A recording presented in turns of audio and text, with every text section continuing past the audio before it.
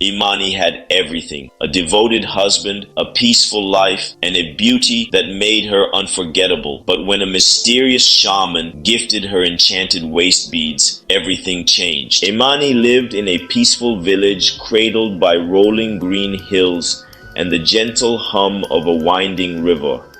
Known for her kindness and breathtaking beauty, she was the heart of her community. Her modest home was a simple sanctuary where she lived with her loving husband, Kofi, a dedicated farmer. Their life was quiet, their bond unshakable, or so it seemed. One evening, as the sun dipped below the horizon, a mysterious figure arrived in the village. The shaman was cloaked in a swirling robe of earthy hues, his staff adorned with charms that jingled softly with every step. When he approached Imani, his piercing eyes seemed to see into her soul. "You are destined for greatness," he said, handing her a set of shimmering waist beads. "These beads will amplify your beauty and grant you influence over others," he explained, his voice low and commanding. "But beware, they demand purity of heart. Each night, they must be removed by someone whose intentions are without greed or envy. If not, their power will ignite, consuming everything in flames." Imani hesitated but accepted the gift, her curiosity and trust in the shaman outweighing her doubts. She shared the beads with Kofi that night, explaining their strange power and warning. Though intrigued, Kofi promised to help her honor the ritual. As he carefully removed the beads, he marveled at their craftsmanship, unaware of the fire they could unleash. The beads transformed Imani. Her natural beauty deepened into an otherworldly radiance, and her words carried a wisdom that captivated everyone. Villagers sought her advice, showering her with gifts of fruits, fabrics, and even livestock. Kofi watched with pride, though a shadow of unease began to creep into his heart. As time passed, Kofi's pride gave way to frustration. When villagers greeted him, it was always as Imani's husband, as though his identity was tied solely to her.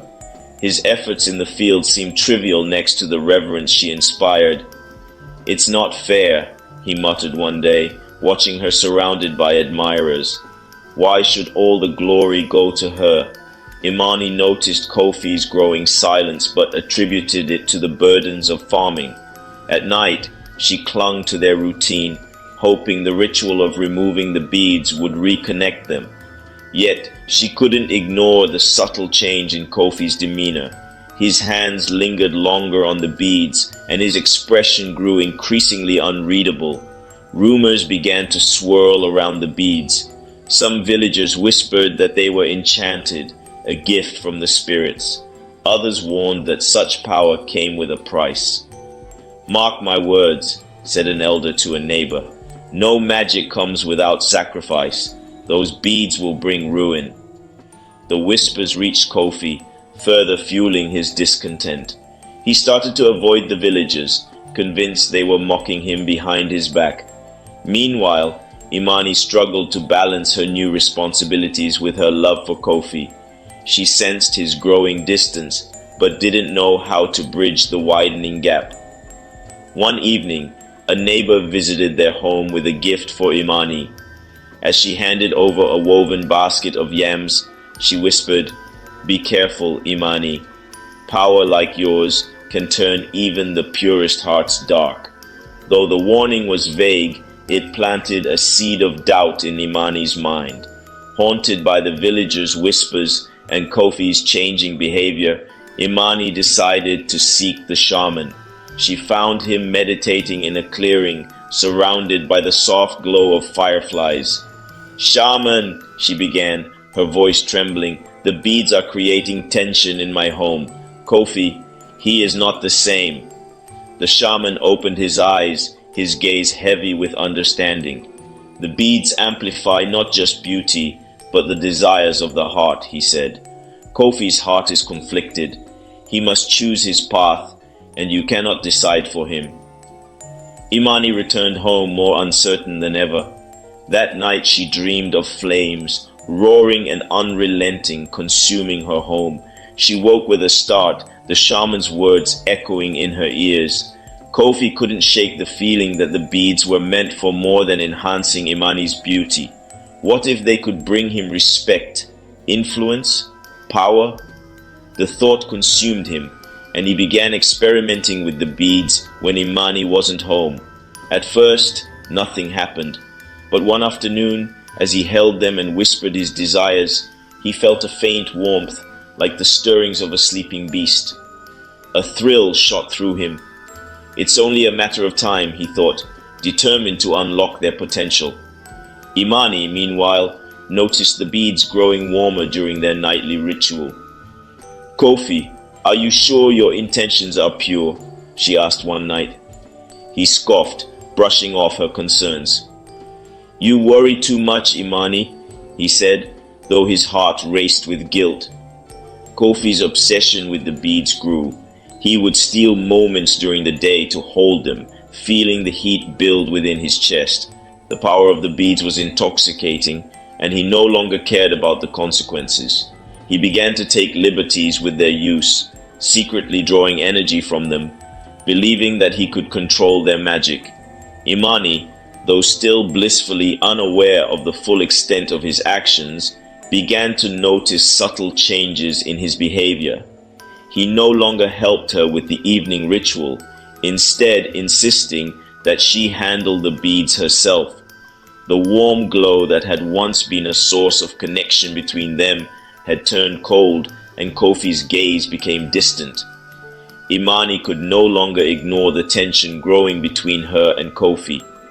One evening she confronted him. "Kofi, you've been distant. What's troubling you?" she asked softly, her eyes filled with concern.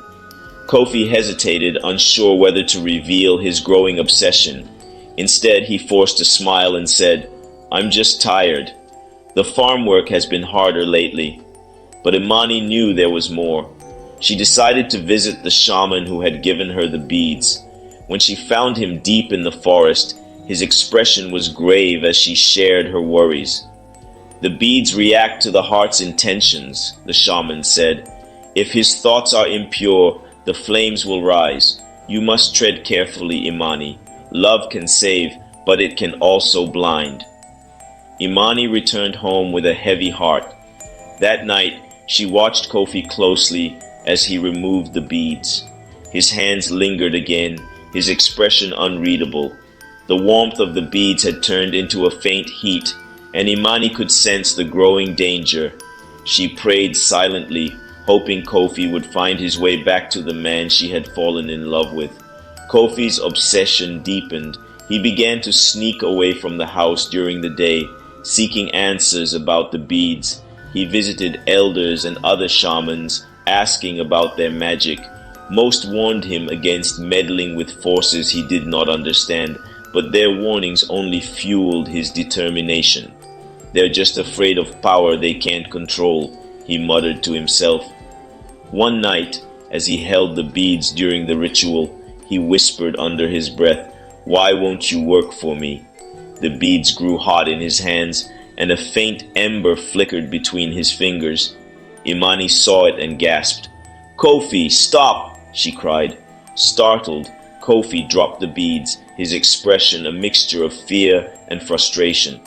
"It's nothing," he said gruffly, avoiding her gaze.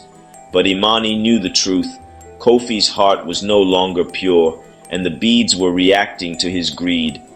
The love that once bound Imani and Kofi began to unravel. Kofi grew more distant, spending long hours away from home. When he was there, his conversations were short and guarded. Imani felt helpless, torn between her love for Kofi and her fear of what he was becoming. The villagers began to notice the change too. They whispered about Kofi's strange behavior, his sharp words, and his growing envy of Imani's influence.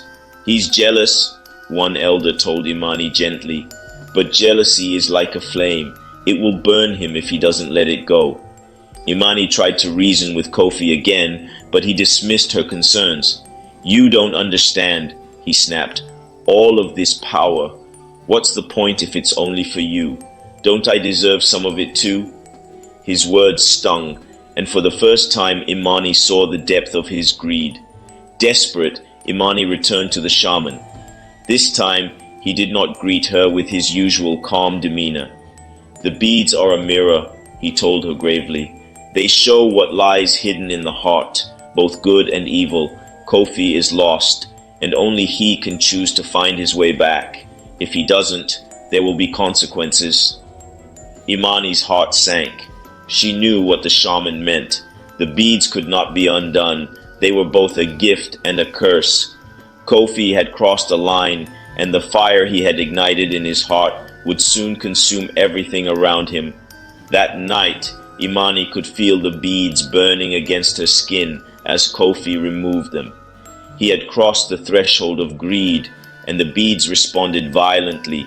The beads flared into flames, crackling with raw, untamed power. Imani screamed in horror as Kofi backed away, his eyes wide with fear. "No! What have I done?" he cried. The flames danced higher, and Imani knew there was no turning back. Kofi tried to put the beads back, but they burned his hands, forcing him to drop them onto the ground. The fire spread quickly, engulfing their home. Imani watched in shock and helplessness as the flames consumed everything she loved.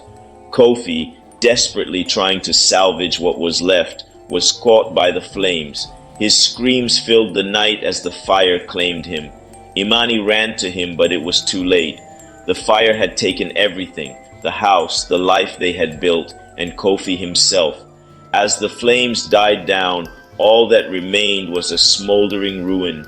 Imani stood there, tears streaming down her face. The beads had burned her life to the ground, just as the shaman had warned, but amidst the ashes, she felt a strange peace. She had lost everything, but the magic of the beads had shown her the truth. Power without purity was always fleeting. Kofi had sought to control the magic, but in the end, it was the magic that controlled him. What did you think of this story? Leave your thoughts in the comments. Rate this story from 0 to 10. Subscribe to the channel and turn on notifications to follow all our stories.